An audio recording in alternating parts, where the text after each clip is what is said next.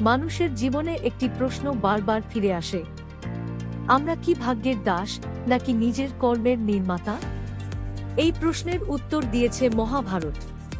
শান্তি পর্বে সরসজ্জায় শায়িত পিতামহ ভীষ্মকে যুধিষ্ঠির জিজ্ঞেস করেছিলেন, দৈব না পুরস্কার কোনটি শ্রেষ্ঠ?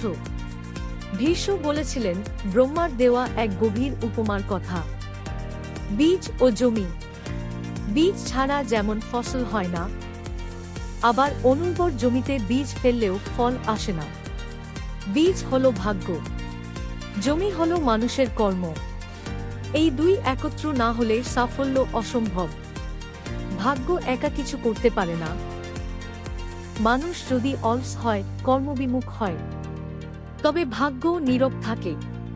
কাজ না করে ফলের আশা করা, বীজ না বুনে ফসলের অপেক্ষার মতোই বৃথা। ভীষ্ম বলেন, সুকর্ম সৌভাগ্য ডেকে আনে, দুষ্কর্ম ডেকে আনে দুঃখ। মানুষের আত্মাই তার বন্ধু ও শত্রু। অতএব মহাভারতের সিদ্ধান্ত স্পষ্ট, ভাগ্য নয়, কর্মই মানুষের প্রকৃত শক্তি। চ্যানেলটি সাবস্ক্রাইব করতে ভুলবেন না। ধন্যবাদ সবাইকে।